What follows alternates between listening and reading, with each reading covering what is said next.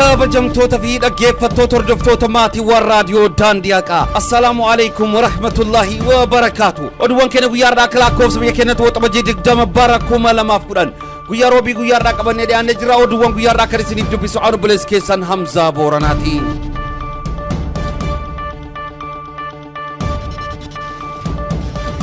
sirni awwaalcha alima keenya guddaa sheekota abbaa ulamoota Sheek Ibrahim Ceekaa guyyaa kaleessaa iddoo ulamoonni gurguddoonni fi hawaasni kumaatama lakkaawwamu argamanitti raawwannaa argateera.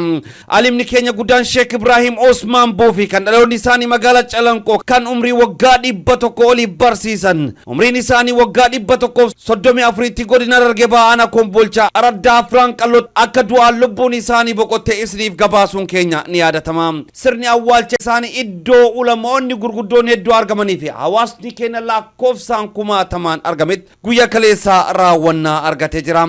Sirna awwaalcha isaanii kanarratti ulamoonni gurguddoon dhaamsa kan ciccimas dabarsaa kan turanii fi Sheek Muhammad Asabooti fi akkasumas Sheek Jamal Aliyyi keessattuu dhimma majlisa seeran alaa irratti dhaamsa kan cimaa hawaasaaf dabarsaa kan turanii fi majlisoonni seeran alaa aanaa hamma federaalaa jiran uummata keenya bakka kan hin buune fi kashalabboota ganda keessa walitti qabaman akka ta'an Sheek Jamal Aliyyi dhaamsa kan cimaa dabarsaniiru. Alima keenya rabbiin isaaniif haa araaramu, firaa fi xamaraaf obsaaf jajjabina hawwina. Lolli jeneraalonni TPLF fi abdiileen uummata Oromoo irratti banan ammas itti fufeera. Lolli jeneraalonni TPLF fi abdiileen ilmaan Oromoof Oromiyaa irratti banan ammas kallattiilee adda addaan cimee itti fufeera. Haaluma kanaan guyyaa kaleessaa galgala liyyuu poolisiin aanaa Gumii Eeldallootti nama nagaan horii tifachaa jiru irratti dhukaasa banuun akka madeessan himameera. Oduma wal qabateen uummata nagaa nama ofii mana yaalaa geeffataa galaa turee fi birmannaa guyyaa kaleessaa galgala suniif uummata walitti dhufe ona awwaay takka jedhamutti waraanni wayyaanee uummata akka rukutanii namoota ja'a meeshaa waliin qabuun akka ukkaamsan maddeenni gabaasaniiru. Gama biraatiin guyyaa kaleessaa godina Booranaa aanaa Areeroo ganda Boobbilaatti iddoo addaa Faccanoo jedhamutti dargaggoon Qilxuu Waaqoo jedhamu qaama hin beekamneen akka ajjeefame maddeenni gabaasaniiru. Dargaggoon kun konkolaachisaa motorsaayikilaa fi jiraata godina Gujibaa aanaa Sabbaa Boruu ganda Dirree Saphansaa yommuu ta'u hojii daldalaa fi gara Mooyyalee imalee yeroo deebi'u daandii irratti qaama hin beekamneen ajjeefamuun gabaafameera. Maddeen keenya akka gabaasanitti hawaasni naannichaa nama ajjeese faana qoruun hordofaa kan jiranii fi faantii karaa Tulluu Hundeessatiin harba baafatoo bonqoora seentee jirti kan jedhamee fi amma iddoo kooba adiin baatee kan jirtuu fi hordoffiin itti fufee jira jechuun nuuf gabaasaniiru.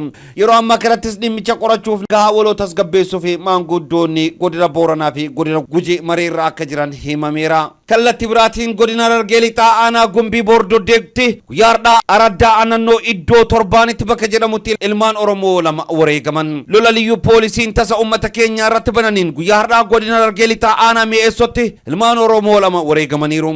Lola guyyaa dheengaddaa godhamee irratti namni hedduun irraa kan ajjeefamee turee fi akkasumas qawween sadii humna badii abdii illee liyyuu poolisii Somaalee irraa booji'amtee akka turte maddeenni gabaasaniiru. Qaamonni badii kun irra deebi'uun guyyaardhaa aanaa Mi'eessoo Araddaa Annaannoo jedhamutti kan hawaasa keenya irratti lola bananii fi gama kennan namni lama kan maqaan isaanii Sultaan Umarii fi Yaasiin Abdallaa jedhaman guyyaa har'aa nurraa wareegamanii jiru. Akkasumas guyyuma har'aa lola aanaa Mi'eessoo Araddaa waltaanetti shiftoonnummaan kun waraana humnaa olii dabalachuudhaan uummata keenya iddoo duraan jiran irraa lola cimaadhaan buqqisanii kan jiran waan ta'eef uummanni keenya araddoota kanaaf dhiheenatti argaman waan qabdaniin akka dirmattanii fi kan jedhanii fi jarri lola qindaawaa karaalee garaagaraatiin bana waan jiraniif of eeggannoo cimaa akka gootan asumaan dhaamsa isiniif goona jechuudhaan maddeenni keenya naannichaarraati dhaamsa nuuf dabarsanii jiru.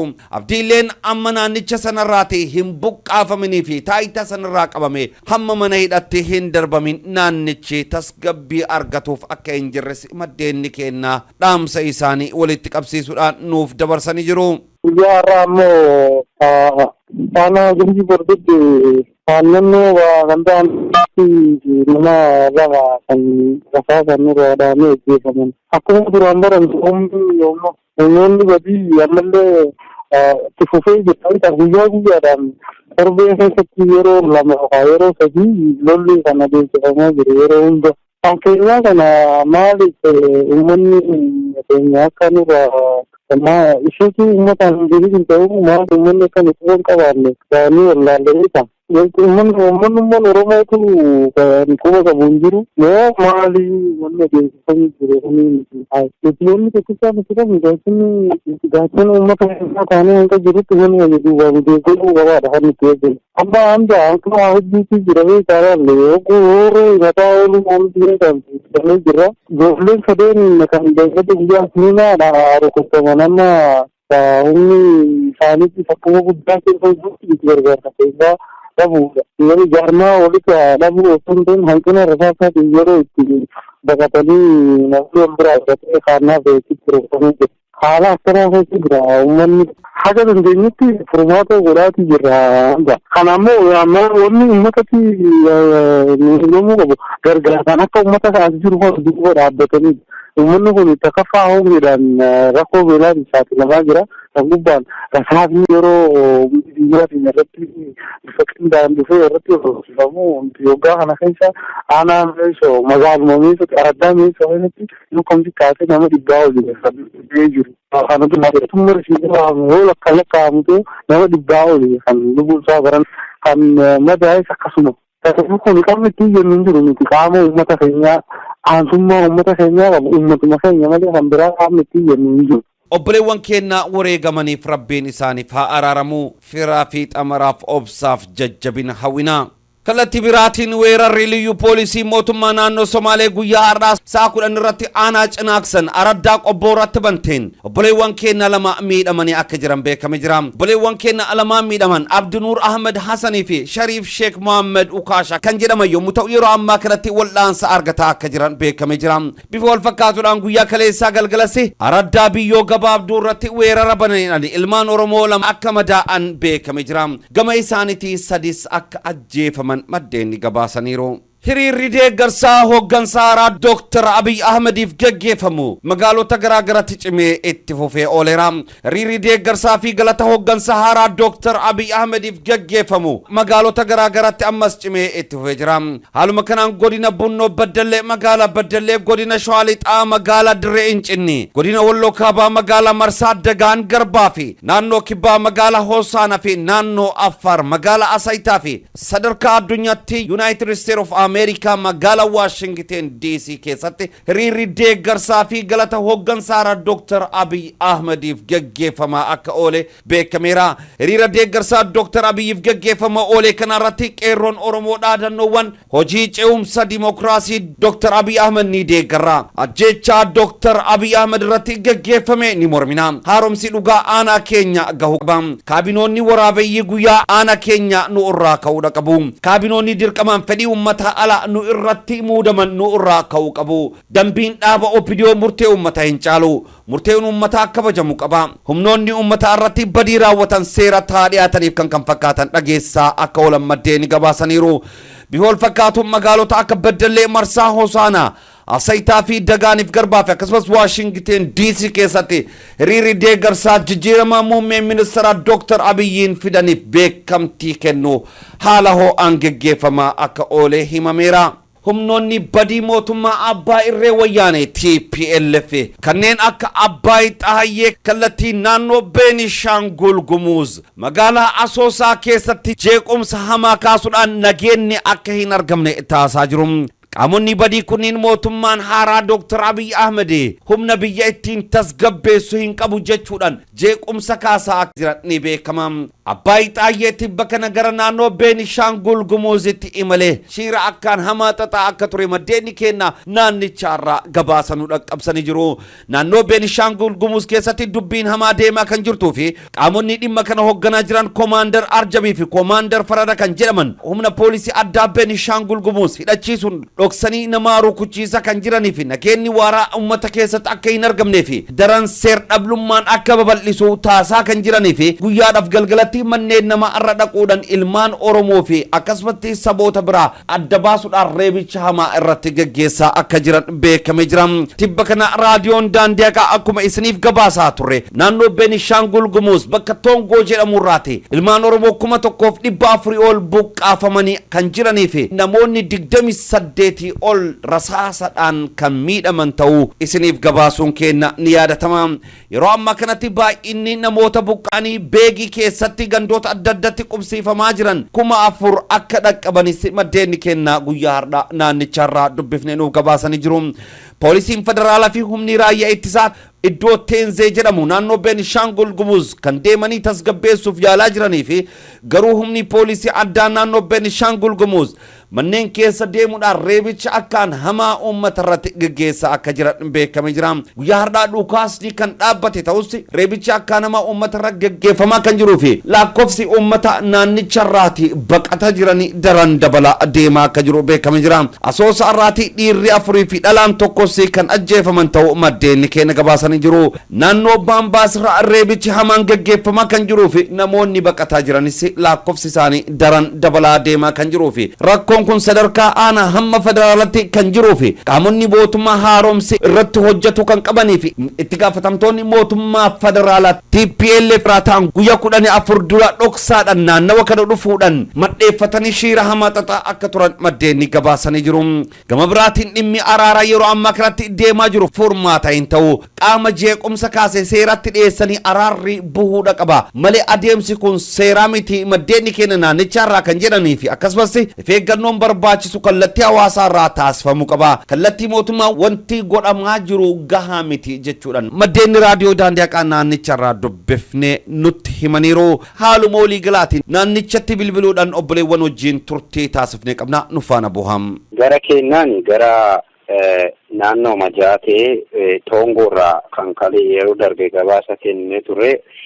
Namoonni hanga har'aatti illee achirraati rakkoo makaleessa uumame kan namni du'een wal qabatee namooti hanga har'aatti illee aanaa beegiirra dhufanii qubataa jiru. Amma baay'inni nama qubatanii naannoo 4,000 ga'ee jira walumaa gala.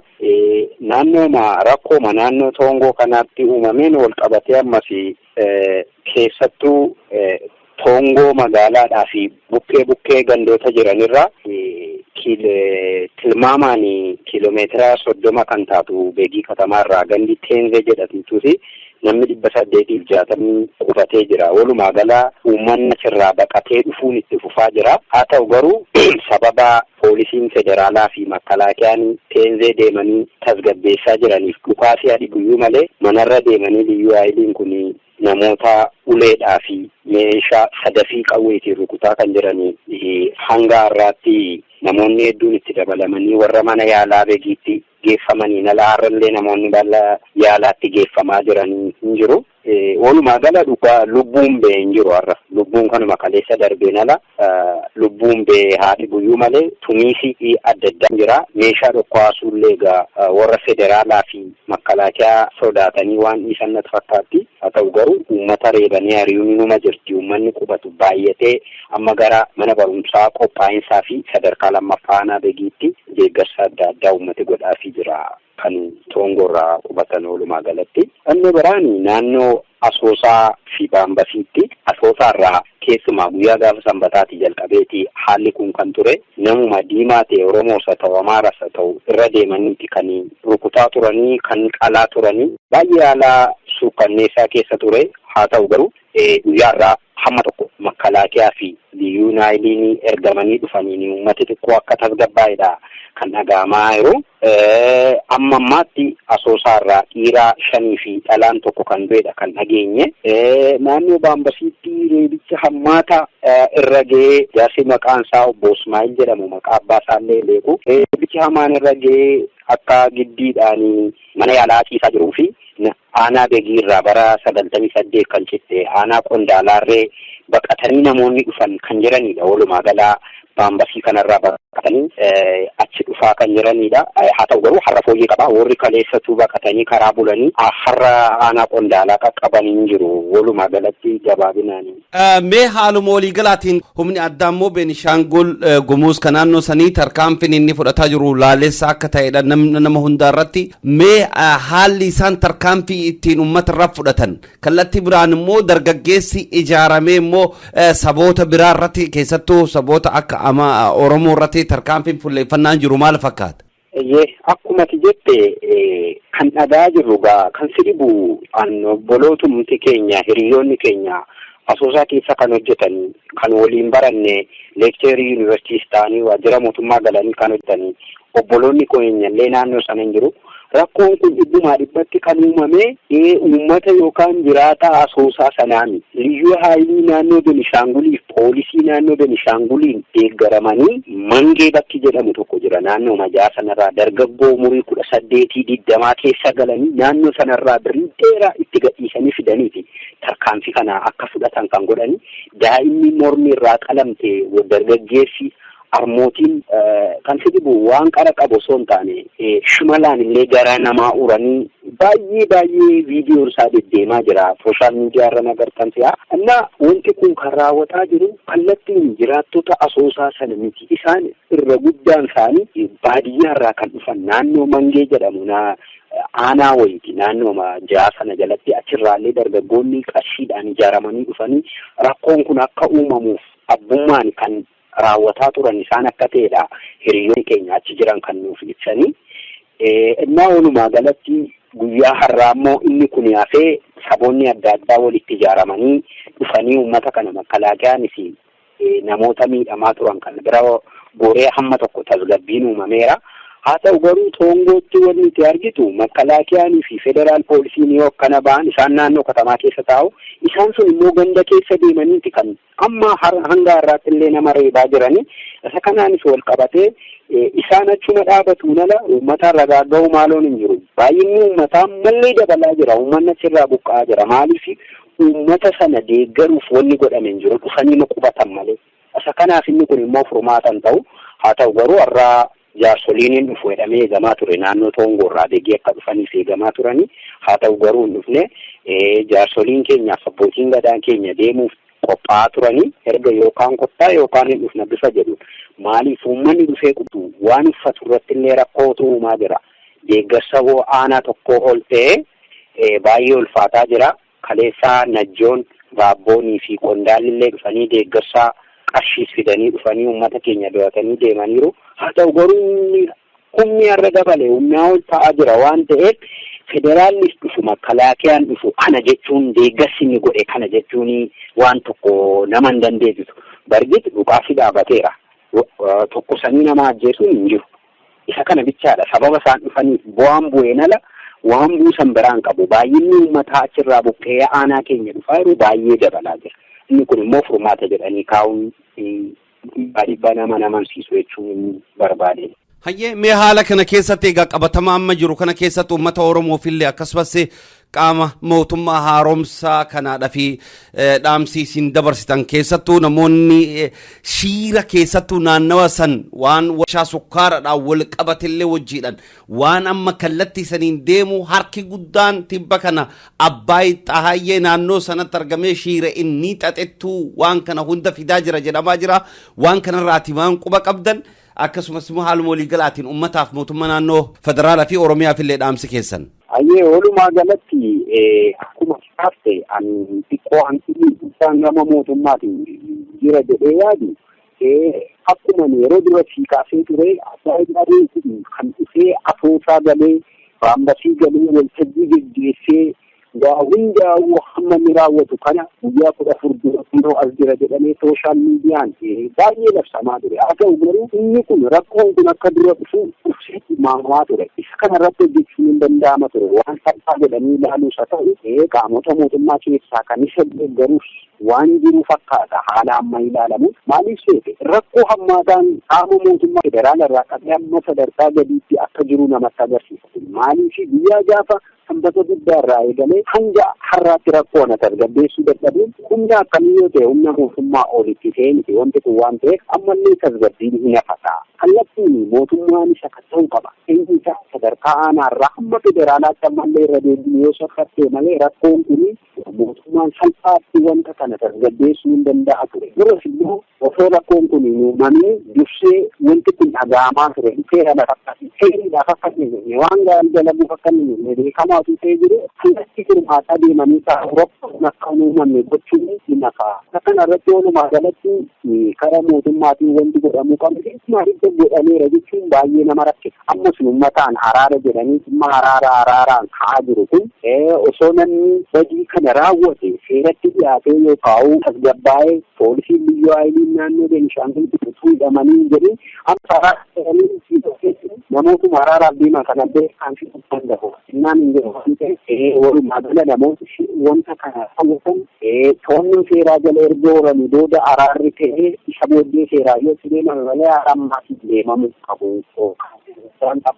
Sanuma duukaa uummanni keenya akka duraan akka yeroo jalqaba dubbiin sun keessoon haalli nuti tasgabbaa'ee rakkoon kun shira diinaa ta'uu baree hubataa dhufe kun sirriidha waan ta'eef walumaa gala wal jajjabeessuun namoonni tokko tokko garuu yeroo itti karaa biraatti hiikanii yookaan immoo qaama tarkaanfii ana fudhatee lammuu gaariidha waan jajjabeeffamuu qabudha. Haa ta'u garuu anarra soonni hin jedhu qaama mootummaa naannoo Beenishaangul irraa osoo mallee dubbiin asoosaa sun hin ka'in kan toongoo dura qaamni naannoo irraa sadarkaa naannootti dhufee rakkoo maanni jedhe tokko hin jiru. Inni kun immoo keessaa qabu laata shira kana keessa kan jedhu ma yaachisa. Akka kan keenyaattis biyyi amma fakkeenyaaf godinni illee dhufne Oromiyaa dhiisaati. Godinni lixa Wallaggaallee dhufuu dhiisuun kun rakkoodha. Maaliifi kunis waan biraa nama shakkisiisa waan ta'eef siidiin waraabameeti OBN'tiif kan ergame Najjootti geeffame maaliif geeffaman dhufanii isaan hawaasa keessa ga'anii rakkoo kana hubachuu turre ture walumaa gala hubachuu qabu mootummaan hin goone. Hawaasi keenya immoo kallattiidhaan deeggarsi inni godhaa jiru Najjoorraa, Mandiirraa, Aabboorraa, Qondaalarraa dhufee nu deeggaraa jiru kun Rabbiin jazaa isaaniif haa kennu. Haa ta'u garuu ammas immoo keenya baay'ee qophiin keenya wannichi hin qophoofne waan ta'eef ga'aa miti hawaasa keenya wajjin haalli nuyi sadarkaa aanaatti qophiin keenya baay'ee xiqqoo rakkoo qaba waan ta'eef deeggarsa ammayyuu nu bira dhaabbatanii kan jedhuun ergaa dabarsuu barbaada. Ayyee mee waanuma jiruuf kallattii hundaa wal quba qabaanna obboleessi keenya ayyee hedduu galatoomi. Assalaamu alaykum warahmatullahi wabarakatuh. Rabbiin isin faana haa jiraatu nagaatti. Amiin isinis hedduu galatoomaa. Ministeera Jeneraal Gabre Yaali ajjecha muummicha ministeera irratti taasifame keessaa harka akka qabu himame. Barreessaa Igaadi fi gorsa siyaasaa olaanaa kan ture Tigirichi Jeneraal Gabreen Yaali ajjecha muummicha ministeera Dr. Abiy Ahmed irratti hiriira deeggarsaa irratti raawwatame keessaa harka akka qabu himameera. Namni kun Somaaliyaa keessatti dhiiga ilmaan Somaalee qulqulluu dhangalaasuun kan beekamu akkasumas shiira ilmaan Oromoo naannoo Somaalee keessa buqqisu keessatti shoora guddaa taphataa kan turedha. Yaali ajjecha muummicha ministeera Dr. Abiy irratti aggaamame ture keessa harka qabaachuu isaa kan hubate Igaadis hojiirraa akka arii eega baafameera. Farreen nageenya naannoowwan hooggantoonni itti socho'an bu'uuraalee misoomaa fi warshaalee irratti haleellaa geessisu malu jedhee mootummaan Itoophiyaa. Hoogganaa dhimmoota kominikeeshinii kan ta'e obbo Ahmed Shide ibsa guyyaa kaleessaa kennan irratti jijjiirama biyyattii keessatti gaggeeffamaa jiran kanneen hin barbaanne jijjiirama gufachiisuu fi yaaliiwwan garaagaraa taasisuu danda'u jechuun dhohiinsa deeggarsaa irratti fudhatame akka fakkeenyatti fudhachuun mootummaa yeroo itti aananittis yaalii wal fakkaachuu muudachuu danda'a yaaddoo jedhu akka qabu himuun uummanni qaamota nagaa eegsa waliin akka dhaabbatu dhaamuun of eeggannoo barbaachisu akka godhan waamicha dhiheessaniiru. Buufanni ibsaa gibee tokko kan Sokoruutti argamu balaa ibiddaan gubate. Buufanni ibsaa gibee tokko kan magaalaa Sokoruutti argamu guyyaa kaleessaa balaa abiddaan akka mancaa'e maddeen gabaasaniiru. Sababa balaa abiddaa kanaan humni ibsaa magaalota Hosaanaa, Jimmaa, Aggaaroo, Boongaa fi Miizaan Teeppii addaan akka cite gabaafameera. Balaan abiddaa kun maaliif akka mudate kan hin beekamne ta'us humni bicuu TPLF aangoo siyaasaa harkaa baatetti aaruun biyya gooluuf akkuma dhaadattee balaan kunniin ishumaan kan raawwate akka ta'e himamaa jira. Qorannoon barbaachisus gaggeeffamaa akka jiru maddeen gabaasaniiru. Waajirri Oromiyaa miidiyaa neetwoorkii handhuura Oromoota magaalaa Finfinnee keessatti banamuun eebbifamee jira. Amicha muummichi ministeera Dr. Abiy Ahmed jaarmayaalee siyaasaa fi miidiyaalee biyya alaaf taasisan hordofuun miidiyaan Oromoo guddichi OMN gara biyyatti galuun handhuura Oromiyaa magaalaa Finfinnee keessatti waajjira banachuun guyyaa kaleessaa eebbisaa akka ture beekameera. Sagantaa baniinsa kanarratti itti gaafatamtoota mootummaa olaanoo keessaa itti gaafatamaan waajjira kominikeeshinii naannoo Oromiyaa Dr. Nagarii Leencoo fi artistoonni hedduun kanneen akka artist Hacaaluu Hundeessaa, artist Qamar Yuusuf, Waloolataa ifi kanneen biraaf keessummoonni hedduun argamuun waajjira OMN ifatti hojii isaa jalqabsiisaniiru. Sagantaan eebba guyyaa kaleessa kan gaggeeffamee fi sagantaa hojjettoota miidiyichaa uummatatti beeksisuu akka ta'e ibsuun Daayirektar Oromiyaa Miidiyaa Neetwoork obbo Jawahar Mohammed gara fuulduratti sagantaa eebba uummata bal'aa hirmaachise qopheessuu fi kan karoorfatan ta'uu isaanii fi sagantaa eebba kanarratti hirmaachuuf qophee ta'uu isaanii beeksaniiru. Uummanni Oromoo hundi akkasumas hoogganaa miidiyaa OMN Jaal Jawahar Mohammed hojjettoonni miidiyaa OMN fi kanneen halkaniif guyyaa miidiyaa kana waliin dhaabbachaa jirtan martuu baga gammaddan baga gammanne jechuu barbaanna. Jilli mootummaa Eertiraa dhimma daangaa irratti mootummaa Itoophiyaa waliin mari'achuu fi guyyaa kaleessaa magaalaa Finfinnee dhaqqabaniiru. Jilli kun obbo Yemaanee Gabraab gorsa pirezidaantii fi itti gaafatamaa dhimmoota siyaasaa Eertiraa, ministeera dhimma alaa Eertiraa obbo Usmaan Saalaa fi gamtaa Afrikaatti ambaasaaddara Eertiraa kan ta'e obbo Arayaa Dastaa of keessatti kan qabateedha. Jillichi buufata xiyyaara idil addunyaa Boolee yommuu dhaqqabu muummichi ministeeraa Dr. Abiy Ahmed dabalatee ministeerri dhimma alaa Dr. Warqinee Gabayyoo, ministeerri dhimmoota koominikeeshinii federaalaa obbo Ahmed Shidee, atleetonni fi abbootiin amantaa fi namoonni bebeekamootiin simannaan ho'aa akka taasifameef gabaafameera.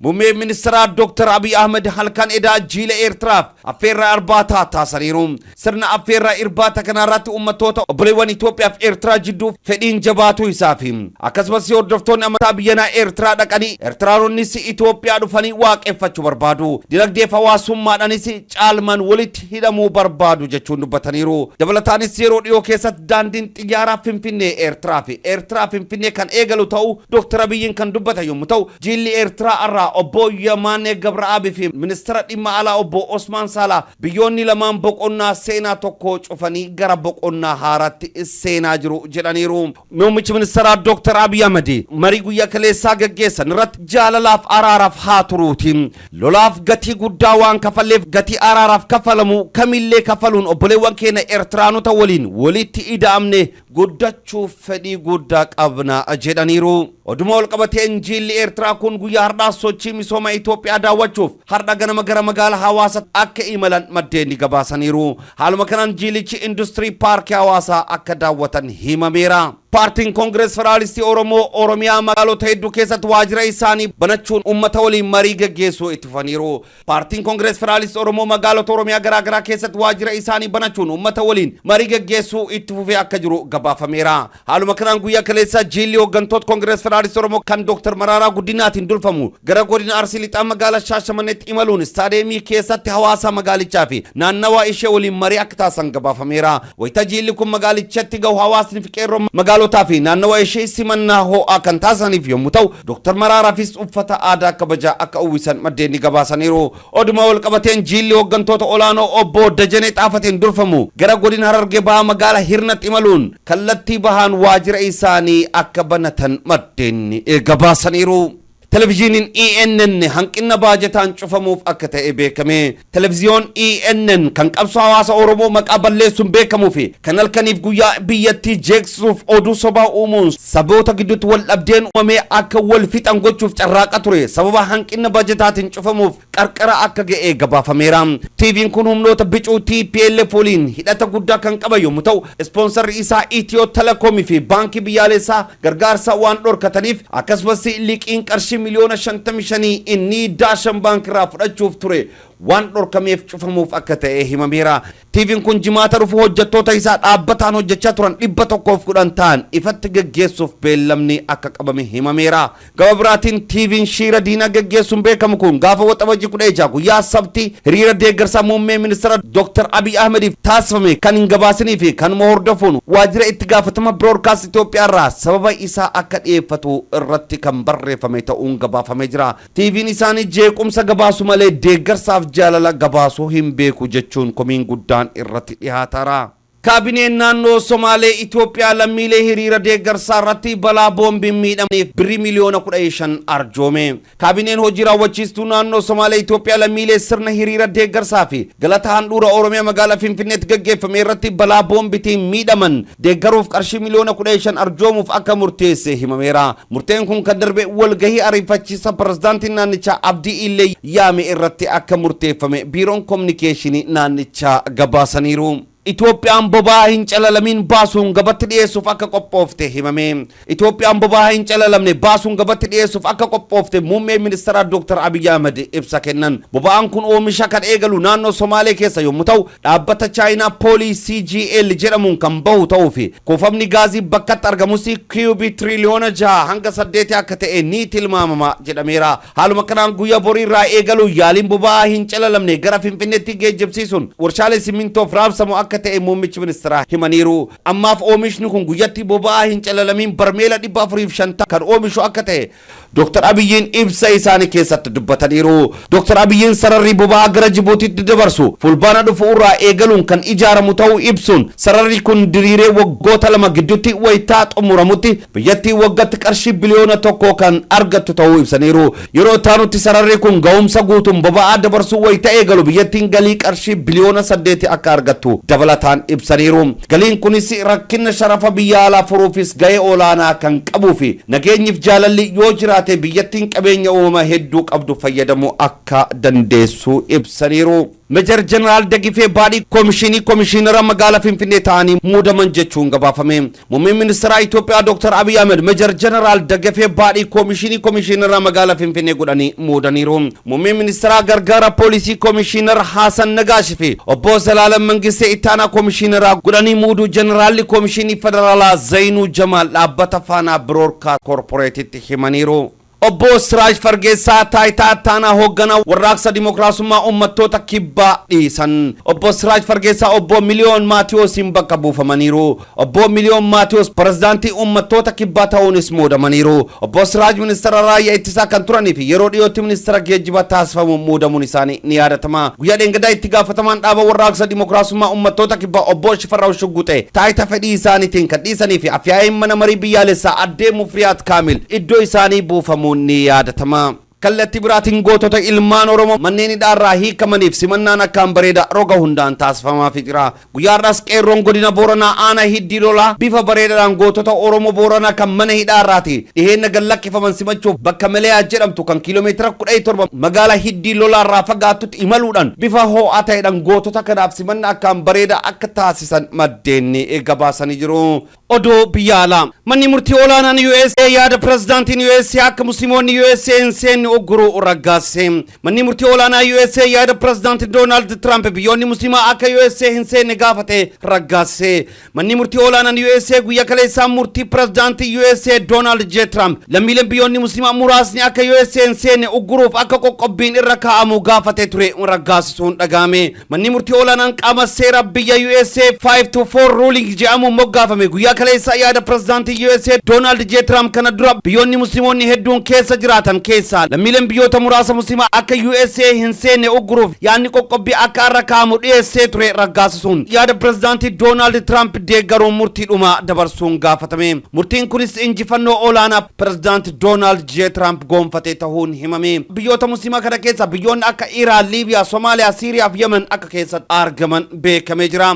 Qoqqobbiin kunis lammiileen biyyoota musliimaa muraasa ta'an akka biyya USA hin seenneef kan itti yaadee karoorfame kan seera biyyattii faallessuu fi loogii amantii irratti gaggeeffame ta'uu bakka bu'oonni amantii hawaasa musliimaa dubbatan. Koreen seera 5-4 ruling jedhamuun moggaafame kun qaamota seera walaba ta'anii fi jibbaansa amantiin guutaman kan hammate yeroo ta'u koreen seera kunis wal morkii seera dhimma kanaa irratti yeroo dheeraaf irratti wal dhabbiin uumamee ture. Seera olaanaa biyyattii faallessuun aangoo pirezidaantii boordii imaammata baqattummaa fi wabii nageenya biyyaa irratti qabuurra dhaabbachuudhaan rakkoo kana furuuf murtiidhuma kan dabarse ta'uu yaada pirezidaantii Donald Trump dhiyeesse raggaasisuun isaa gabaafameera. Murtiin kun erga raggaasifame yoo pirezidaantii Donald J. Trump yaada kenneen qoqqobbiin ugguraa raggaasifame kun USA miidhaa garee shororkeessitoota milishaa musliimaatiin isii ragahuurraa tiisuuf isii gargaara jechuun yaada kenne jechuun dhaabbanni oduu Al Jazeera News gabaase. Manni murtii olaanaan dhaabbata mootummoota gamtoomanii himannaa mootummaan United Arab Emirates maqaa mootummaa Qaaxar balleessuun himatee dhageeffachuu jalqabe. Doohaan mootummaan United Arab Emirates maqaa mootummaa Qaaxarii fi lammiilee isii irratti himataa dharaa bu'uura seera hin qabne kaasuun mootummaa fi lammiilee Qaaxar irratti loogii gaggeessite jechuun koree dhaabbata mootummoota gamtoomanii irratti himata banuun isii ni yaadatama. himannaan kun qoqqobbii ji'a juunii bara 2017 mootummaa United Arab Emirates fi biyyoota miseensa galoo galaana sadii qoqqobbii dippiloomaasii fi hariiroo dhimma haajaa alaa lafaa fi qilleensa mootummaa Qatar irra kaan irratti dhiyaate yeroo ta'u biyyoonni miseensa galoo galaana afur ta'an United Arab Emirates, Saudi Arabia, Egypt fi Bahrain mootummaan Qatar dhaabbilee shororkeessitoota deeggara jechuun maqaa mootummaa Qatarii fi lammiilee isii xureessuu isaanii irratti manni murtii olaanaa dhaabbata mootummoota gamtoomanii irratti himannaa dhiyeessuun isii ni yaadatama. Manni murtii olaanaa dhaabbata mootummoota gamtoomanii International Court of Justice ICJ Haagutti argamu guyyaa har'aa himannaa seera mootummaan Qatar biyyoota galoo galaanaa irratti dhiyeessite dhageeffachuu jalqabuun gabaafame. Biyyoonni galoo galaanaa Arabiyaa kun qoqqobbii kana erga mootummaa Qatar irra kaan waggaa tokko lakkoofsiisuun ni yaadatama. Haaluma kanaan abukaatoo mootummaa Qatar qabiyyee himata mootummaan Qatar biyyoota galoo galaanaa Arabiyaa kana himate guyyaa har'aa mana murtii dhaabbata mootummoota gamtoomanii ICJ kan dhiyeesse yeroo ta'u bakka bu'aan mootummaa United Arab Emirates yaada ragaa ittisa isaa guyyaa kamisa kan dhiyaatuuf ta'u karoora qabameef irraa baruun danda'ameera. Himanni mootummaan Qatar mootummaa United Arab Emirates fi biyyoonni galoo galaanaa Arabiyaa mootummaa Qatar fi lammiilee isii maqaa xureessuun himate kan labsii seera addunyaa convention idil addunyaa bara 1965 raggaasifame faalleessuu fi loogii sanyummaa akka hin hayyamne ugguru kan diigu ta'uu eeruun kan himate ta'uu gabaasan oduu Al Jazeera ni Barkar dubbatan. Sababa loogii kanaatiin dippiloomaatonni Qatar sa'a 24 keessatti akka biyyoota kana irraa ari'aman eeruun mootummaa Qatar irratti qoqqobbiin hariiroo dippiloomaasii fi daldala karaa lafaa fi qilleensaatiin akka arra kaa'ame ibsuun dinagdee Qatar irratti miidhaa fiduun kan ibsame ta'uu fi dhaabbanni balalii humna xayyaara Qatar irra kasaaraan dinagdee kan gahe ta'uu itti gaafatamaan humna balalii xayyaara Qatar Al-Bakir dubbatan. Karaa biraatiinis bakka bu'aan mootummaa Qatar bakka bu'uun adeemsa himata seera kana hordofaa jiru Mohammed Abdul Aziz Al-Kulayfi lammiileen Qatar qoqqobbii biyyoonni galoo galaanaa Arabiyaa juunii 5 bara 2017 lammiilee Qatar irra kaan kana irraa kaasuu fi filmaanni jiru mana murtii addunyaa qofa akka ta'e ibsan. Qabiyyeen himata kanaatis mootummaan United Arab Emirates lammiilee Qatar biyya isaa irraa ari'uu fi sarara qilleensaa tiraafika xayyaara Qatar irraa cufuu lammiileen Qatar biyya United Arab Emirates akka hin seenne fi hin baane ugguruu abbootiin qabeenya lammiilee Qatar qabeenya isaaniitii fi mallaqa isaanii akka hin to'annee fi tajaajila wal'aansaa hin arganne ugguruu lammiilee Qatar 13,000 sababa kanaan miidhamuu fi himata yakkaa fi dhiittaa mirgaa keezii 4,105 ta'uu fi loogii maatii adda fagaatan 646 ugguruu irratti gaggeeffaman himata mootummaa United Arab Emirates irratti dhiyaate yeroo ta'u himanni mootummaa Saudi Arabiyaa irratti dhiyaate ammoo mootummaan Saudi Arabiyaa sarara daangaa lafaa kan quba mootummaa Qatar qabu lammiilee Qatar irratti cufuu fi biyyoota Bahrain, Egypt fi United Arab Emirates wajjin ta'uun sarara qilleensa xayyaara isaanii akka xayyaarri Qatar ittiin fayyadamne ugguru kan jedhu ta'uu dhaabbanni oduu Al Jazeera News gabaase. Handhuura Oromiyaa magaalaa Finfinnee keessatti kan argamu masjiida Anwaar keessatti balaan ibiddaa tasaa ka'uudhaan manni kuusaa guutumaa guututti akka barbadaa'ee gabaafame. Ka'umsi balaa ibidda kana maal akka ta'es kan hin beekamnee fi shirri diinaa akka keessa jiru shakkiin guddaa akka jiru beekame jira. Dhimma kana hordofaa kan isiniif gabaafnu taha. kabajamtoota fi dhaggeeffattoota hordoftoota maatiiwwan raadiyoo daandii haqaa oduuwwan keenya guyyaa har'aaf qindeeffannee qabannee dhiyaanne kana fakkaatu qophiiwwan keenya hafan wajjin turmaata gaarii.